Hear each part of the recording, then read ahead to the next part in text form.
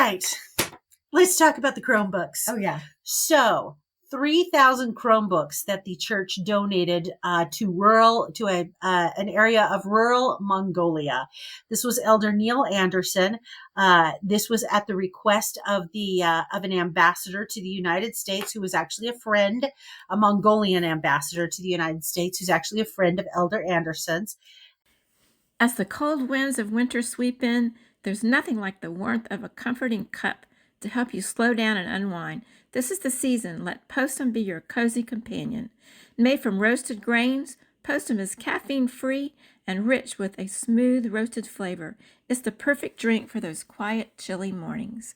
Whether you're curled up with a good book, sharing a laugh with loved ones, or simply watching the snow fall outside, a cup of Postum is the moment you have been waiting for.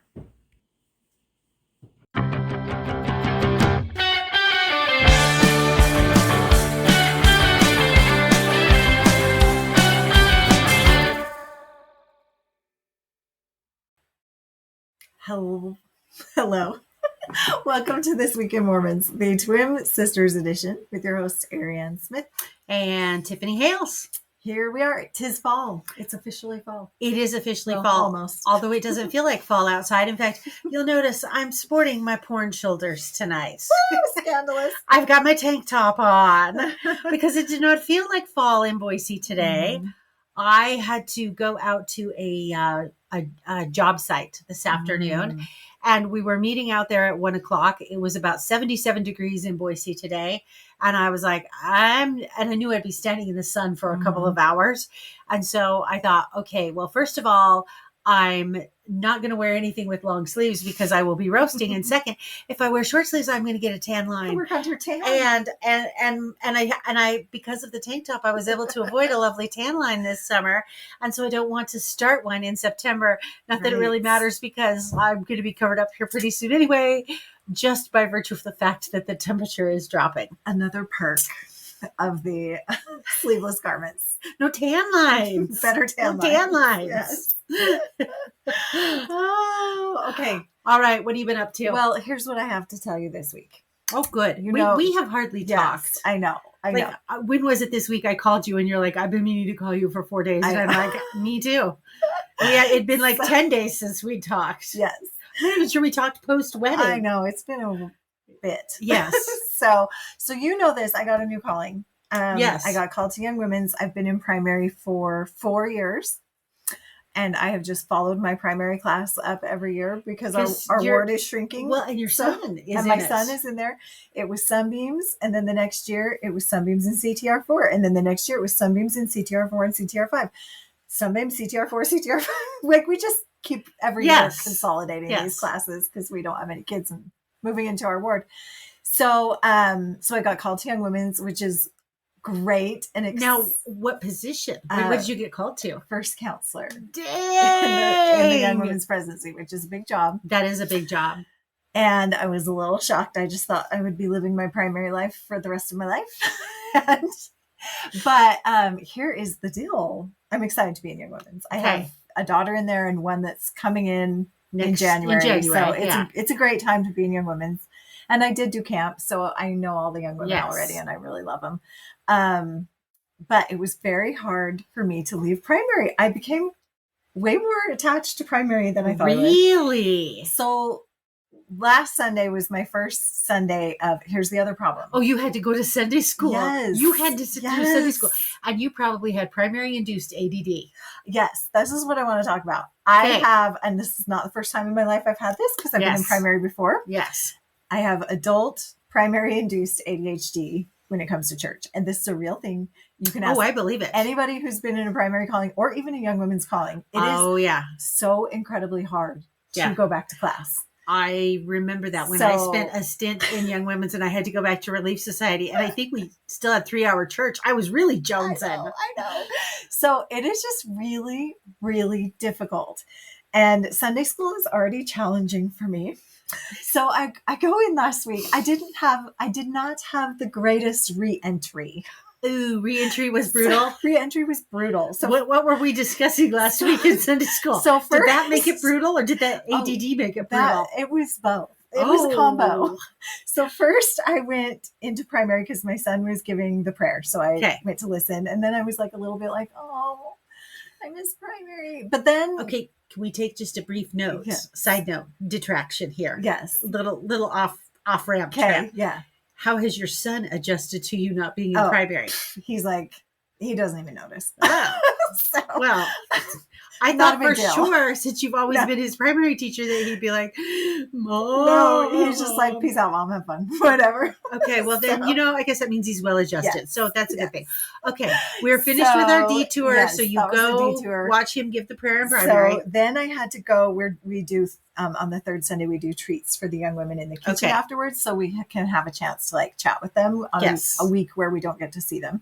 So I was in charge of treats. So then I went out to my car, I got the treats, I put them in the kitchen. I'm clearly avoiding Sunday school. Okay, what did we have for treats? Oh, really yummy s'mores cookies. Oh, I've had your s'mores cookies. They are delicious. So then Do you have anybody who's allergic to peanut butter? no, we don't.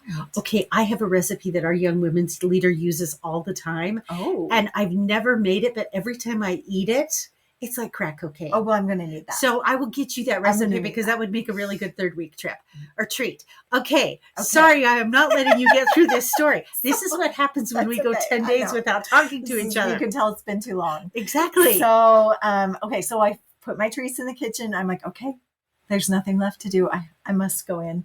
My husband was saving me a Okay. lovely seat on the back row.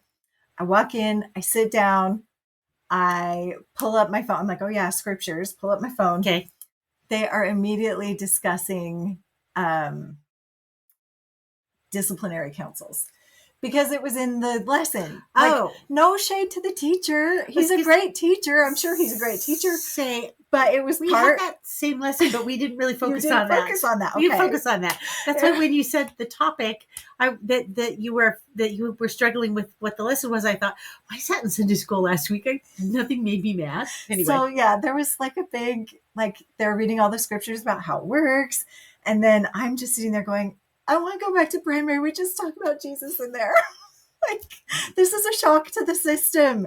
We It is a shock to follow the the same come follow me as the adults follow in primary every week. But every week we just talk about Jesus. You're not talking about disciplinary councils in primary? We don't have to talk about any of this stuff. Although technically, I remember, well, we didn't get a discussion in Sunday school, but Darren and I were having a discussion afterwards because they're no longer called disciplinary councils. They were courts of love for a while, and now they're something else. I don't know. They changed the name, but Yeah. we all know what it is. Yeah, exactly. Anyway, so I'm sitting there going, I'm not going to make it. I'm not going to make it. Okay, if this is your first week, I can see why you're feeling that way. And then there is like a brother in our ward who has been a high counselor, and he asked him to come up Yeah. and talk about his experience with disciplinary you councils. guys deep dive. I know, and I'm like sweating. I've been sitting here less than 5 minutes, and I'm like, what am I going to do? And then the kitchen is behind me Uh-huh. because we share a wall Yes. with the Relief Society room, and I hear teenagers rumbling around in the kitchen. Oh, And I immediately go, my snacks are in the kitchen. My treats for the young women are in the kitchen. I must go save them. So I turned to my husband. I was like, I got to go check on my snacks. And I left, and I did not come back. you were like, I think I'm just going to study Come Follow Me here in the kitchen, do a I little had a self-study. little bit of hallway Sunday school Ooh, with the former young women president ooh, who has Relief Society ADHD. oh. But she just wasn't at Sunday school. So Yeah. it worked out. Anyways. Wow. So it was a rough reentry. I can see why reentry was rough. Yeah. Just wait till you get to that section in the Doctrine and Covenants on marriage. Oh, I'm not going to be able to. I'm not going to be able to. We'll be doing hall Sunday school that week. I'm not going to be able to handle that. Fair enough. Again, I'll be like, we don't have to talk about this in primary. We just talk about Jesus. So I'm shocked at excuse me, how all in your Sunday school teacher, like it was like a passing side note in our Sunday school class. See, Either that or I wasn't paying attention. Could go either way. could have been. And I'm sure they didn't spend the whole lesson on it. I'm sure that was just a tiny little Yes. part that I happened to walk in at just the wrong time. Yes. For. But Fair enough. Okay, well, I wish you well in your reentry. thank you. You will. I will tell you this from personal experience. You Mhm. will adjust. It will be fine. It will probably take, I A would year? say, no, I actually was going to give you 60 to 90 days, 2 to 3 months. Okay. And you'll be fine. We'll see. Yeah. I'll report back. Okay. You report back. If not, I can give you some ideas of things to do in Sunday school. I might need that. One of my good friends was like, "Oh, you need to do coloring," because I'm like, "Can I bring my coloring?" That actually really helps me listen if I doodle or color. Yes. And she told me about this app on your phone where you can there's color an app on your the phone? app, and then you don't have to like drag out all your markers and be totally obvious. Oh, I need to find that. So, see, usually what I'm doing is every week I make like a weekly list on my phone of things I need. I look at what I didn't finish from the previous week. I start the new list with the stuff I didn't finish from the previous week. And then I add like all the stuff that I need to get done. And some of it's big stuff, some of it's little stuff. A lot of that happens in Sunday school. do a little calendaring. I do a little calendaring and organization in Sunday school because let's face it, my mind is wandering. I'm not going to lie. And so a lot of times I can refocus myself and when I say my mind is wandering, like, I need to do this, I need to do this, I need to do this. You have to do that all week. the things I have to do that week because I've sat down for 5 seconds to pause as I'm sitting there in Sunday school. And so it's just like bing, bing, bing. And so if I sit there and write them down, then I can get them out of my mind and then I can refocus. It's a good idea. Yes. All right. Before we move on to news stories, I actually kind of do have a little bit of a news story. I'm sure you probably didn't see this, but do you remember last month I pontificated about where I thought the Caldwell Temple site was going to be? Yes. And that it was going to be over off of Highway 55, kind of about a mile south, etc. This was based on some transfers of records of property, and now the church has 19 acres over there. There is an online news site in Boise. It is called Boise Dev. It stands for Boise Development. Every single morning, it is one of the online news sites that I get on because with my job, development is really key to roads and condemnation and things like that. And you wouldn't believe the stuff I've learned on Boise Dev that I subsequently use in my job. So every morning is just part of my routine. I get on Boise Dev. Lead story on Boise Dev today was LDS Church transfers 19 acres of property in Caldwell at that location. Could this be the new temple site? They're a step behind you. They literally went through everything that I talked about in the podcast about the size of lots that they use for temples, that 20 acres is standard. And they went through what the Boise temple was. They went through what the Meridian temple was, what Twin Falls, what Burley, all those temples were. The only thing they didn't talk about was that the land was originally purchased by a holding company out of Utah that I suspect has ties to the church. They did not talk about that. They, of course, called the church and said, "Would you like to confirm this?" And the church was like, "Yeah, we have no comment on that." Okay. Well. So anyway, I would like to think that someone from Boise Dev listened to our podcast and went, "Well, I'm going to go follow up on this and just do a little story." But probably nobody from Boise Dev listened to our podcast. We probably think we're way more important than we actually are. Anyway, but I thought that was just kind of fun and timely. Yes. Since it was 4 weeks ago, we talked about that. Okay, well. All right. Oh, and I do have to say, my husband is a little salty. He's not here tonight. He apparently is gunning for my job. He is literally gunning for your job. So when I asked him to come on the podcast, I mean, at the beginning of 2025, if you had said, Darren goes on your podcast, is on your bingo card, I would have said, you're smoking my bingo card because that's never going to happen. Yeah. And not only has he been on once, he's been on twice. And I've created this monster. And now he was itching to come back. He was itching to come back. He was like, Ariane doesn't need to do it. I'll do it with you tonight. You call her up and just tell her. Then he was like, well, can I just come over and do it with both of you? And I said, no, this is sister time. I said, you can come back in 2 weeks. In 2 weeks, you can come back. That is hilarious. And he was like, well, you can always FaceTime me if you need me to comment on anything. So, You've listeners, created a monster. I've created a monster, and you'll hear my monster again in apparently 2 weeks. That's so funny. Anyway, no, it is. All kidding aside, I'm really having a good time doing it with I him. know, it's fun. I feel like I have a really different energy with him than I have with you because you're my sister, he's my husband. Yeah. But Yeah. it's still just a fun energy. Yeah, no, it's been fun to hear you guys. Okay. And Richie even gave you a new potential name. I know. We just finally read his comment tonight. Richie, we were a little behind on our social. He said, "Why are you not calling this twin spouses?" Twin spouses Makes sense. So I think that I'm going to suggest that to Darren, and rather than be the Twin Taffy edition, when I record with him, will be the Twin Spouses edition, which actually makes sense because then if I ever have the opportunity to invite one of my friends on again, which I'm not sure I will, then I can do the Taffy edition. Yes. So I think we will start calling when I record with him the Twin Spouses edition. Sounds good. I think he'll like that. It makes sense. So we'll have twin sisters, twin siblings, twin spouses. Yes. We're almost out of relatives. We just need some grandparents now or something. Okay. All right, let's do some news stories. Okay, let's do some news stories.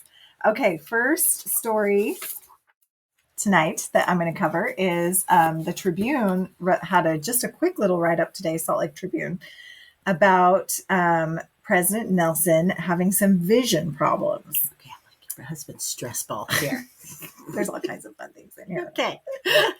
I did not know this, but apparently he's been losing his eyesight. I mean, it makes sense. He's 101 years old. And he did say he was struggling with his eyesight. He alluded to it at General Conference in April. He said that his eyes continue to get older. Yes. But I didn't I thought, just a decline in vision. Yeah. So, but Elder Cook outed him. Yeah. Elder Cook outed him with permission. Yes, of course. So apparently Elder Cook was speaking in Kentucky sometime within the past month.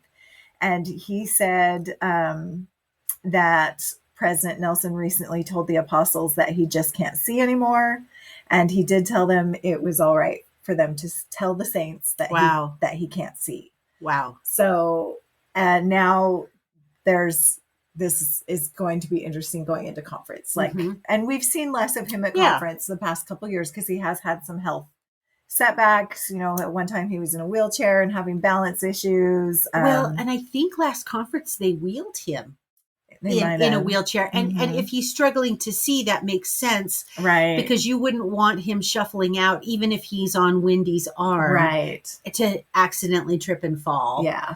So it makes sense. Yes. And he's been, not necessarily attending every session, just some sessions. So it will be interesting to see, and sometimes pre-recorded messages. Yep. So we will see this time. I mean, it's got to be, this kind of makes sense with the pre-recorded messages. Yes. You can't read off a teleprompter. No. And I'm assuming that would be, he's a sharp mind. He could memorize. That could be a lot to memorize. But I wouldn't put it past him. So, I wonder how it is impacting his day-to-day life, his daily life, just the simple things like eating, and knowing, where to pick your food up. And I assume in his house, he's probably very comfortable in his house. He's familiar with the surroundings, but they also say that when you lose one sense, your other senses become heightened. So what other senses are becoming heightened because he can no longer see? Right. Yeah. Interesting. Super curious about that. Anyways, we hope we get as much of him as we can. Yeah. In October for conference. Okay. So. All right. Well, speaking of apostles, they have upgraded. So the church has a number of different YouTube channels. There is the YouTube channel for the Church of Jesus Christ of Latter-day Saints. The Tabernacle Choir at Temple Square has a YouTube channel. BYU has a YouTube channel. There's a number of church-affiliated YouTube channels. Well, there are now 15 more church-affiliated YouTube channels because every single member of the First Presidency, as well as the Quorum of the 12, each has their very own YouTube channel. So this makes sense because they already have their own Instagrams, right? Yeah, they have their own Instagrams and Facebooks. Exactly. I think I didn't realize they didn't have one until I read this. but I guess I was like, oh, because I feel like I see clips of them, YouTube clips floating around all the time, but I it must have think just they're been just through on the church's official channel. So So, anyway, and that's what they're typically doing on these channels is they're doing one of two things. They're showing clips from conference talks. In fact, President Nelson's first video is titled "Peacemaking Starts with You." I know, hard to believe. He's been harping on that, and I'm very glad he's been harping on that because I love that message. It's very timely. And very timely. And so they are using clips from conference talks, but then they also do some very specific curated social media posts. And you see that like with President Jeffrey R. Holland, where he did one that was on Facebook that was called "Why Kirtland, Ohio is So Important in Christ Restored Church." So these individual YouTube channels that they have will have both their talks as well as some curated specific social media content. I don't think we're going to see daily vlogging. I don't think we're going to see, which we've commented before. Join me on the airplane. We're going over to Africa. We would really like that. We would really like that. I love the behind the scenes stuff. Me too. But I don't know, maybe for security reasons or maybe they just they'd have need to like rise above. Well, and they'd have to have a staff member doing it for them. That's true. It's not like they have the time or the bandwidth to do that. No. There'd have to be a dedicated person. A dedicated social media person. They may even They probably do. They probably do because they're clearly not editing their own YouTube videos. They're not editing their own YouTube videos. Probably someone is, I'm 100% positive someone is monitoring comments and everything across all the social media posts so that, if there's inappropriate comments or threats or anything like that, that can be dealt with. But anyway, they now have their very own YouTube channels. So go subscribe. Get them some subscribers. You can follow your favorites or all of them. So, okay, next article. This was a Salt Lake Tribune article by Peggy Fletcher Stack. Just talking about the latest with the garments, the sleeveless. What is this? Garment. About month number 4 or 5? We are obsessed. There's not much news. Well, but there is some speculation. I thought this article had a lot of news in it. Actually, have a lot? Well, I think I've just heard most of it before, so I guess maybe it is still news. But basically, it was saying that they have imposed limits, overseas, which we knew. I think we did. I've heard about that for a while. Yeah. Well, and when the benevolent listener acquired us, the tank top garments, he was only allowed to purchase 3. So that we know that there's limits. Yes. And so now it says in some places they're limiting members to 2 sets at a time. Of course, you can go back and get more. Yeah. And so it was talking about how the ways members have come about acquiring them, which as I read this, I was like feeling a little guilty. That we were each gifted one top. We only got one, which has been washed so many times. We were not greedy. But this was funny. They interviewed somebody. She wanted to remain anonymous, but had a son that lives in Germany, like getting a graduate degree, and apparently she could get on the website and have them mailed. If she put in Germany as the address, it would let her order and then have them mailed to her son, who's going to have to mail them to her. Then she told her sisters, and they also had them mailed to her son, who's going to then mail them here to the States. She's going to have to buy a suitcase just to haul garments back to the United States. I was shocked to hear that Germany was already getting them. I know. I was kind of surprised about that too. Because they're not like a super hot climate, but maybe that's the lead up. Because I do know we're the last, right? Yes. North America is going to be the last. That's if we even get them in the 4th quarter. So that is really the breaking news from this article is we may not get them in the 4th quarter. Well, that is the speculation. People are very nervous that if it's the distribution has been rocky overseas, that they may not be ready to roll them out in America. I can tell you right now, they are not ready because there's just going to be no way to keep up. Oh, they're going to, the women of the church are going to crash the website. I have said this before. I will say it again. But I thought the article also mentioned that a couple of countries they were supposed to roll out in, they were delayed in rolling out because they had shortages because all the Americans spent the summer traveling overseas to get garments. Some that were supposed to get them in July got them maybe a month late. Yeah. So we'll probably be late. Yeah. But we don't know for sure. They're still saying, they're speculating November. But if you ask official church people, like somebody that worked at Deseret Book said, we've been told November. But if you ask the official church, they just give the standard line of fourth quarter. Well, and the fourth quarter technically starts this next week, come Wednesday on October 1st. That's true. So I was thinking they would be available first day, first quarter. Mm-hmm. And so when I read this article and they were like, well, maybe November, I'm like, no. that we are getting into a third of the way through the fourth quarter. And if you say maybe November, now you're pushing maybe mid to end November, then you're almost getting into the first quarter of next year. Well, my expectations are low because I've been saying this whole time, I'll give them a few months to get it together. And I will just be grateful if I get them by like next April, May. If not, I'm going to be very let down. Very disappointed. Okay. What are you thinking about your sizing? Like, I got a large and I think I'm going to size down one because they're pretty stretchy. What are you thinking about your sizing? I might try sizing down one because they are super stretchy. I got a medium. Yeah. I might try sizing down one for the shoulder strap. It's difficult. Exactly. It's a difficult fit. It is. But I would have to try one first and make sure it wasn't too tight. Well, and it sounds like, again, I'm gonna be prediction Tiffany here. I think when they are made available here in the United States and that we can at least order them online, I am guessing they're going to limit us to 2 to 3 just to be able to serve the number of people, the demand for them. And I also think that if you go to the distribution center, they're going to do that as well. Now, here is my question. So we know that people overseas have been going back multiple times to the outlets to get them to bring back to America. So are they going to tie it to your temple recommend? And are they going to say, well, your temple recommend shows that you bought 3 in this quarter. You can have an allotment of 3 in the next quarter. So you don't have somebody going to the distribution center every day buying their allotment. I don't know. I feel like if they haven't, well, I don't know.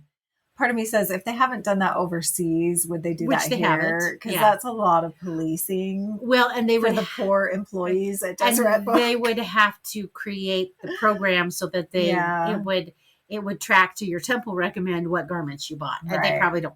I mean, I am guessing right now that is not the church tracks every statistic in the world. I'm guessing that's not one they track. Yes, whoever they did talk to at the church did say that the reason that they've had this staggered rollout, because I think a lot of people are like, well, why can't we all have them? Yeah. The reason they've done the staggered rollout is just for production. Like Beehive Clothing, they have some Utah locations, Mexico, Paraguay, Brazil, Philippines. He said that there's no way they could have ramped up production for the whole church at one time, even if they wanted to. Well, why don't they just quit making all the others? Because nobody but old ladies older than me are going to want to buy them. That's a very good point. I would be curious. I'm sure they've scaled back, right? They would have to have scaled back because the demand isn't going to be there. But I'm like, once you come to America, scale all the way back. Just I really don't think they know what's coming for them. There's just so many more members here versus those other countries. I just think it's just going to be through the roof.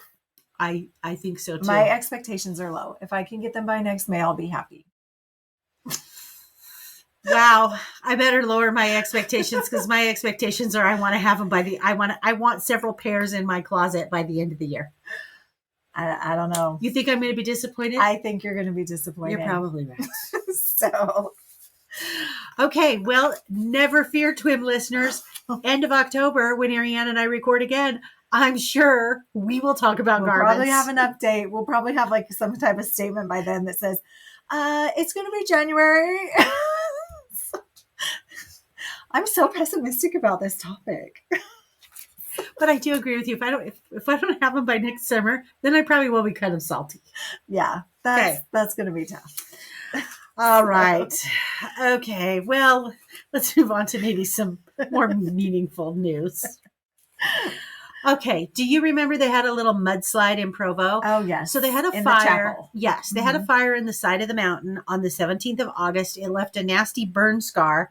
And then 10 days later, on the 27th of August, they got a torrential rainstorm, and all the mud and debris from that burn scar just flowed right on down the mountain. The good news was it did not impact homes. It just destroyed, well, it didn't destroy, but significantly damaged a church building, which resulted in 4 wards being displaced.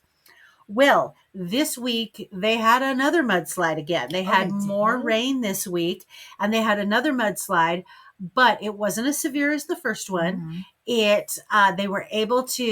city was able to contain it to the roadways, didn't impact the church or the church cleanup. So we're still dealing with mudslide cleanup down in the fairest of counties in Utah. Yikes. Okay. All right. Oh, we're on to me. Okay. The next story is the Utah schools, as in universities, have been ranked by the U.S. News. And not for party schools, for academics. Because we know where they're going to rank for party schools. This is the U.S. News annual ranking of schools. So for the state of Utah, BYU is number 1 in the state, considering all the things, the academics, the programs, all the things. They are tied for 110th on the list for the entire nation. That's not bad. With 6 other schools. BYU finished in the top 20 for best value colleges. And then the University of Utah was number 2 in the state of Utah. And they tied for 151st nationally. So then some other interesting things to note. BYUI and BYU Hawaii tied for 8th in regional college west. In the regional colleges in the western category. So they did very well. Some programs of note that have ranked quite high for BYU and for Utah. BYU's accounting program is number 3 in the nation. Apparently we like to be bean counters. International business, number 21 in the nation. Entrepreneurship, number 33 for the University of Utah. Game simulation and development is number 2 in the nation. This surprised me. For the University of Utah? Yeah. Wow. So did not realize that they had a big... Apparently we have bean counters at BYU and we have gamers at the University of Utah. Yes. And then also their undergraduate entrepreneurship program at the University of Utah is number 8. So they're also high for entrepreneurship. I have the hardest time saying that word. Multi-level marketing companies fall in the category of entrepreneurship? I suppose they probably do. Which might explain why BYU and University of Utah are a little high up the list there. Okay, another interesting statistic I wanted to point out. Acceptance rates of applicants who apply. How many get accepted? I missed this part of the story. This is interesting. BYU Hawaii, only 38% get accepted. Wow. I did not know that. Isn't that crazy? That's kind of crazy. I didn't realize it was so competitive. Is it just because everybody wants to go to Hawaii and it's so small they can only take a few? Well, maybe that's it. Or everybody thinks no, I'm not going to say that. Okay. Sometimes it's just better to keep your mouth shut. You can tell me after. Okay. BYU, 68% acceptance rate. BYU has a 68% acceptance rate. I find that really hard to believe. Do you think that's high or low? I think it's high. Higher than what you thought? Yes. Yeah. Maybe it's just because so many kids don't even bother to apply because they're it could be my ACT score and my GPA are not going to get me into BYU. I think that happens a lot now, more than it used to. But then do you also remember that the application process for BYU is a great weeder out? That too. I guarantee, that's what I want to know. That is the statistic I want. I would like to know how many people start the BYU application and how many finish. What is the dropout rate on that? Somebody give me that statistic. Who do we know at BYU? I don't know, but that would be a really interesting statistic. As a mother, You know what? I believe it's high. The new president, Shane Reese. He was in the statistics department. He has to know that information. Somebody knows he that. was a statistics professor. I know they have that info somewhere. Like this percentage of kids, if like, not BYU, you should listen to This Week in Mormons, specifically the Twin Sisters edition, and start tracking that. Here's the question though: if they tracked that and they saw that, like, let's just say 50% of, I know that's excessively high. It probably isn't. I've seen the application. Let's say 50% of the applicants did not complete. Yes. If BYU saw that, would they feel shame or would they be so proud? I think they'd be proud. I think they'd feel no shame in that. This is the problem. I don't think they would care. I think they would feel no shame in that whatsoever. I think they'd be proud. They'd be like, see, this just saves us the time and trouble of having to weed these kids out. Yes. I think the first test of admittance to BYU is, can you make it through the application process? Yes, I agree. Okay. So University of Utah, 86% acceptance rate. Utah State, 92% acceptance rate. BYU Idaho is the winner, which surprises no one. Yeah. 97% acceptance rate. Okay. BYU Idaho will take you. They love you. Big BYU actually has a lower acceptance rate than any other school in Utah, is what it sounds like. Yes. Oh, interesting. Which we're not surprised. No. I'm just surprised at 68%. I thought it'd be lower. All right. I think you're right, though. I think it would be lower if the application process wasn't so gnarly. It's a natural selection. The application process for survival BYU. of the fittest. Yes. Survivor. Outwit, outplay, outlast. That's the application process for BYU. Yes. All right. Did you know? Now, we usually don't cover these church groundbreakings for temples, but this one. There's so many. It's hard to keep up. It is so many that it's hard to keep up. Well, this one you could drive to in a day, so we'll consider that. And it's not in Utah. There's too many in Utah to keep up. And so anything you can drive to from Boise in a day, we'll keep up with those ones. Mm-hmm. So they did a groundbreaking on September 25th for the Lone Mountain, Nevada temple. Now that is going to be in Las Vegas. Mm-hmm. And so, President Nelson announced in October 2022 that there was going to be a second temple in the Las Vegas area. I'm sure you have noticed the trend of the church lately. They tend not to name them like by geographic region, like by names of cities. They seem to be going with some sort of not architecture, but landmark. So this is the Lone Mountain, Nevada temple. Because if you just heard the Lone Mountain, Nevada temple, I would never think Las Vegas. I would think, oh, this is out in the middle of nowhere, Nevada. But no, it is the Lone Mountain Temple, Nevada. And the Lone Mountain, Nevada temple, which begs the question, when the Caldwell temple is, when they announce the site for that, I presume they are going to announce a name. Are they going to call it the Caldwell, Idaho temple, or are they going to pick a geographic feature from the area? That's a good question. That would be the first Idaho temple that wasn't named the city, wouldn't it? Because Rexburg has two temples. And so I can't remember what they're the second. They haven't built. They haven't built the second one. It'll have a different name. I think it has a different name. It has a different name.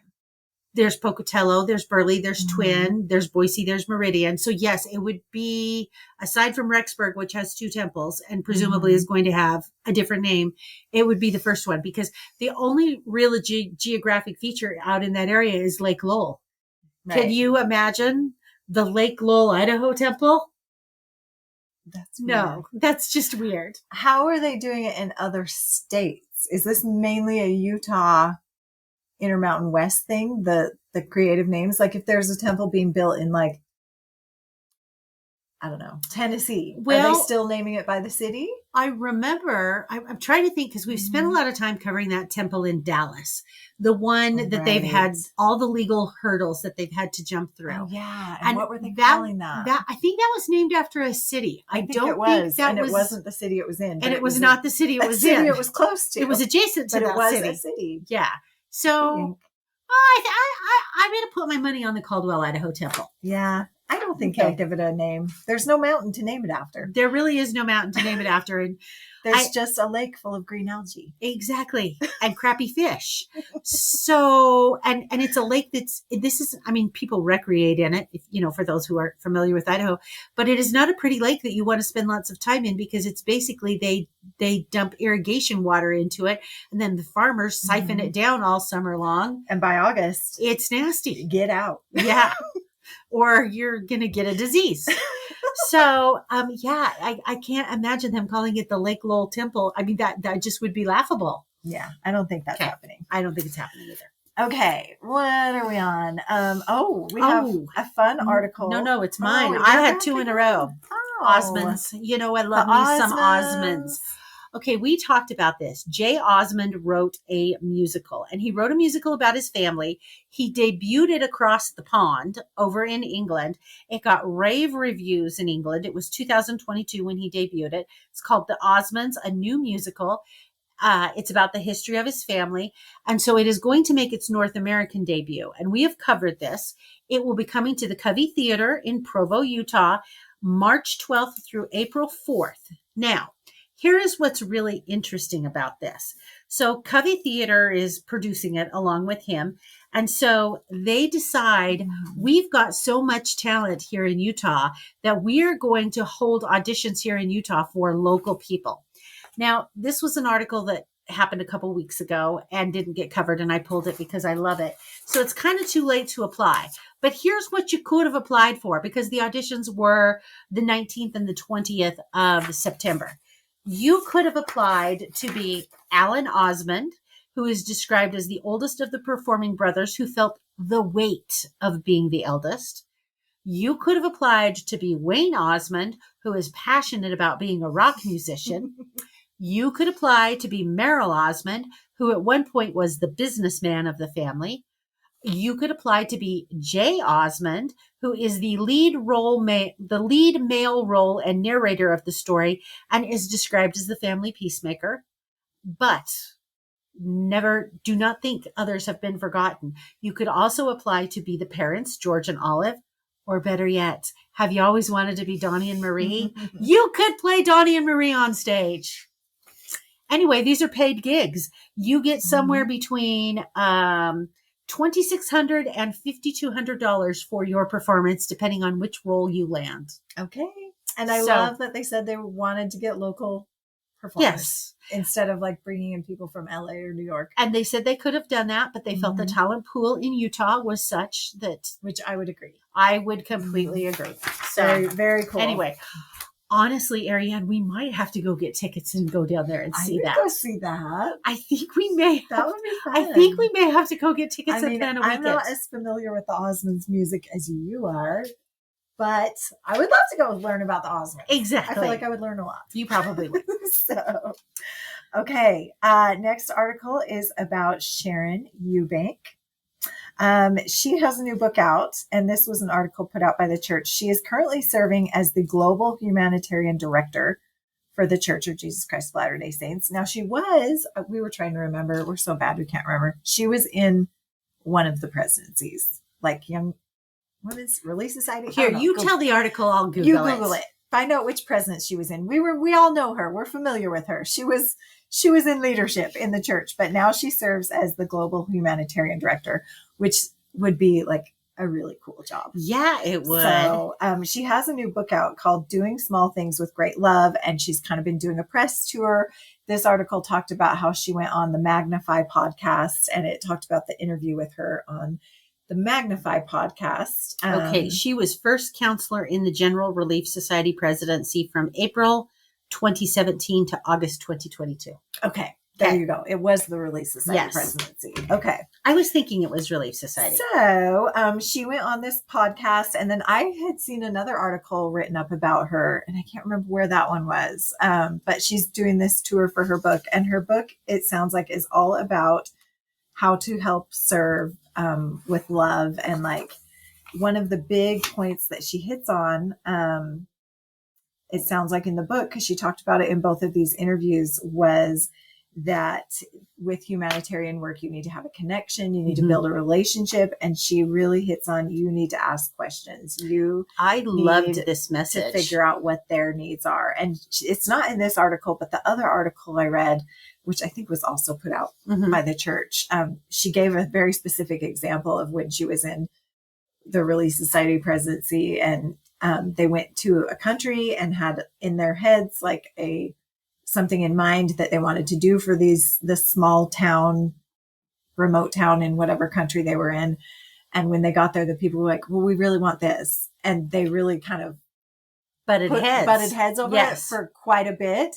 And finally, the church caved in and gave them what they wanted. And she talked about what a great experience that was and how they knew what they needed better than these people coming in from Salt Lake. And she talked about like putting aside your pride, and she gave a list of questions. Because one of the things she was saying is that when you're talking with someone, a lot of times you are thinking about what you're going to say and how you're going to respond without really listening.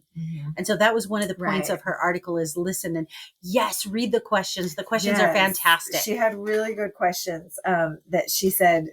She shared like some simple questions that you could ask to better connect with someone that you're trying to serve. And they were, what's going on? Why is that happening? What have you tried? What happened when you tried that? What are you doing now? What do you wish you had? What do you want long-term? And how can I help? All like really good thinking questions that will like kind of get to the root of like, what do these people need and what can I do for them? Exactly. And so I also love, she said that true help is an exchange. And she said it might not be an even exchange, but everyone benefits. I really like that because in today's world, sometimes we get focused on an even exchange, right? You do this for me, I do this for you. So she just kind of points out everybody gets something, but it's not necessarily an even exchange, but it is an exchange. And everyone's hopefully benefiting in some way and growing and learning. So it sounds like her new book is going to be really good. I know. Okay, here's the deal. When I went to go pick up my phone to Google Eubank, guess who's left a message? If you need me for any podcasting or audience has any questions for me, I'm open. My phone's on. Oh my gosh. I think we're going to have to call him. He's out of control. He is out of control.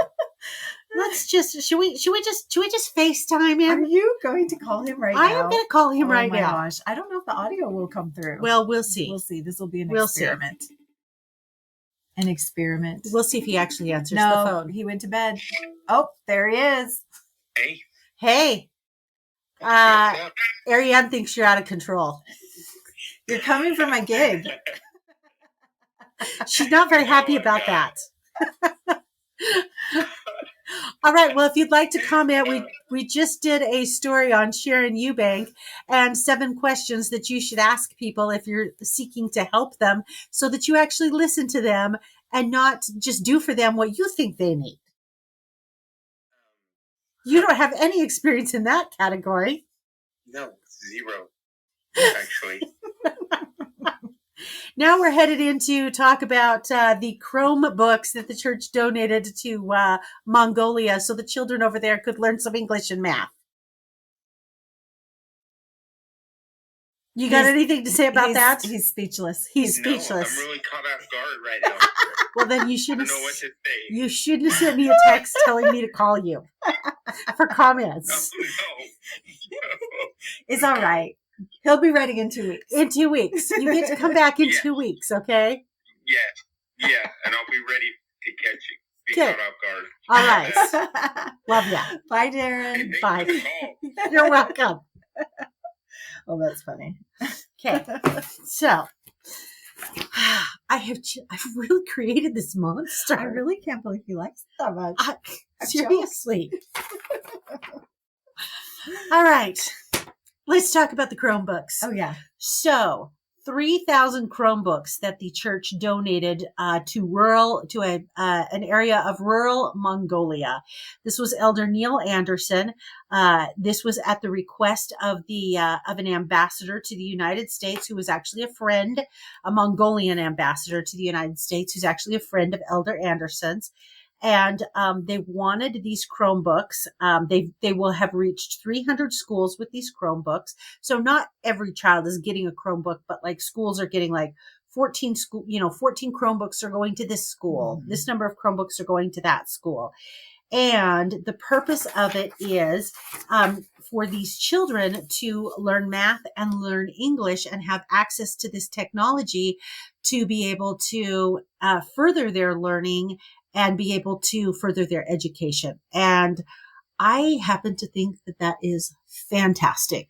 And I happen to think that that is a fantastic use of our tithing money, our investment money, whatever money we used to do that. Church, you keep doing that. That's great. It's a good one. It's a good one. Okay, next story. There are 2 new videos released about behind the scenes of General Conference. Oh, I love these. Leading up to conference. They've done it before with the florist. Do you remember that one? I do.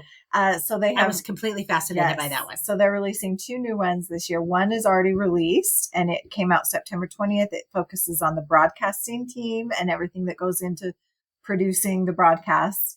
And then there's another one coming out tomorrow, September 27th, which will highlight the work of the publishing team that publishes the editions of the church magazines after conference. So I have not watched the one on the broadcast team yet, but I will definitely go watch that. Exactly. I love a behind the scenes. I do too. That's why I'm like, why can't the church do more of those, like with the general authorities? Yeah. Let's humanize them. Let's see what their day-to-day life is like. I'm completely fascinated by what their day-to-day life is like. Yeah, me too. All right.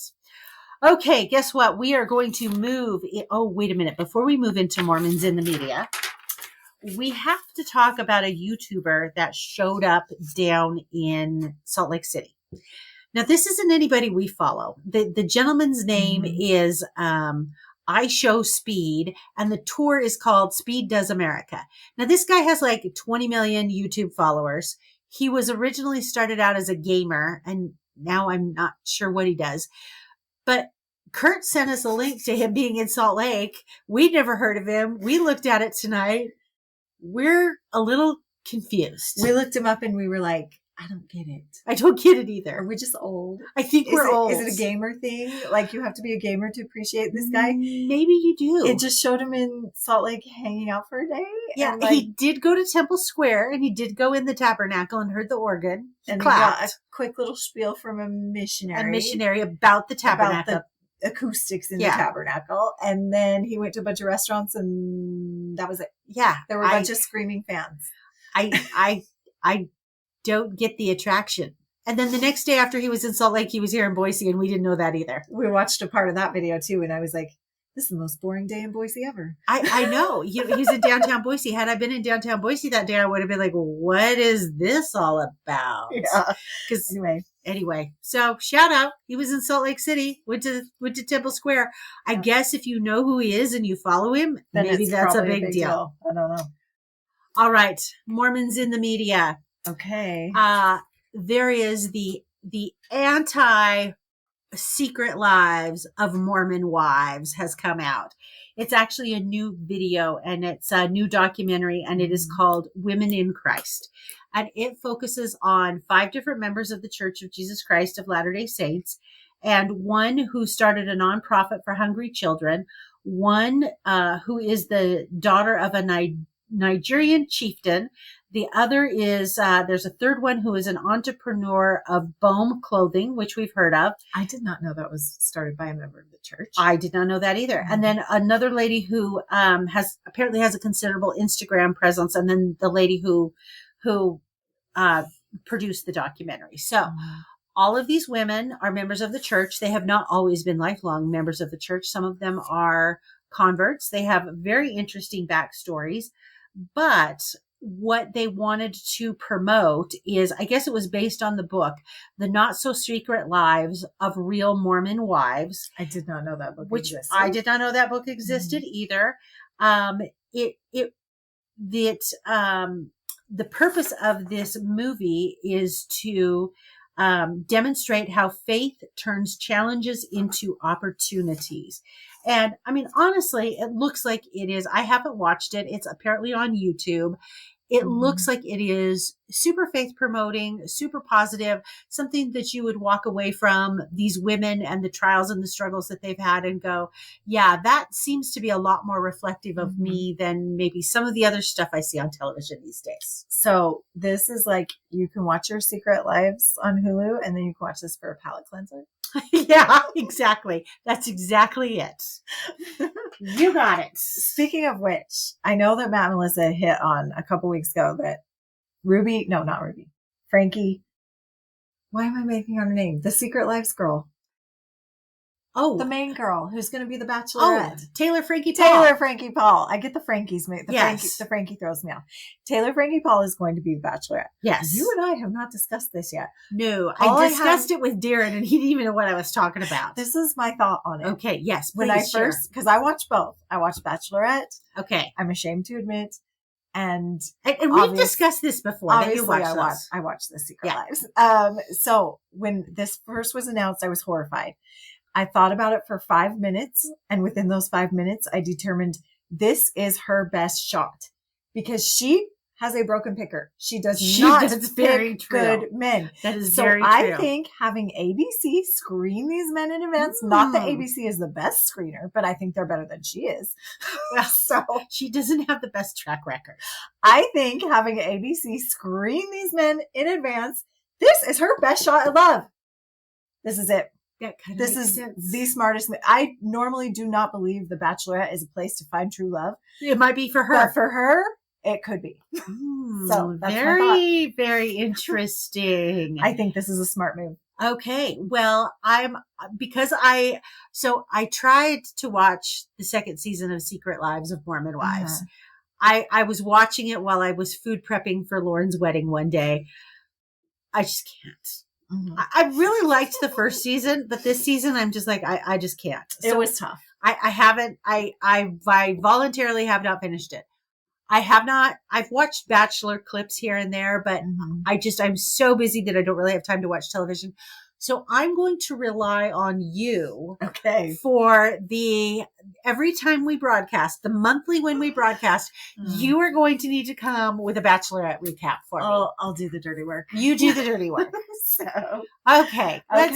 Next story. Speaking of those secret lives, 2 of them are on Dancing with the Stars. 2 of them are on Dancing with the Stars. And not only that, Dancing with the Stars is once again stacked with people from Utah. They're picking off the Utah dance community. So they have this kind of backup troop dancers. The troop dancers. So, they're kind of background dancers. Exactly. In a lot of the dances. They don't dance with the actual star, but they're background dancers. So they added 4 new members to this troop this year. 3 of the 4 are from Utah.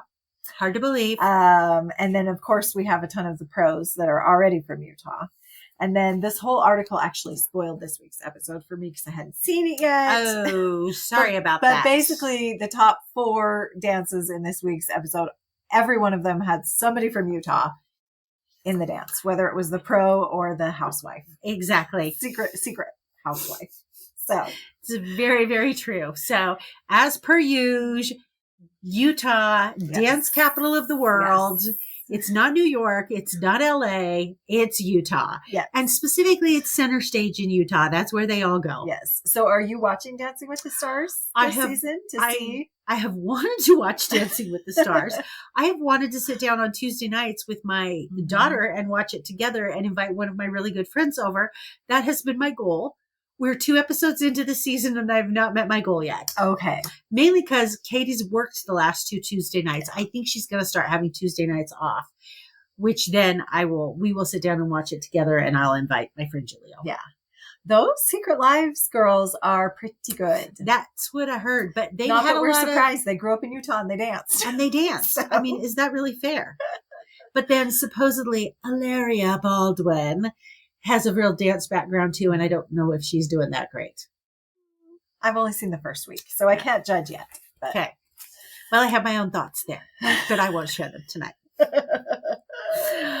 Okay. Finally, before we move on from Mormons in the media, we have to give a shout out to Real Housewives of Salt Lake City. Oh, right. Because their season started and we are 2 episodes into their new season.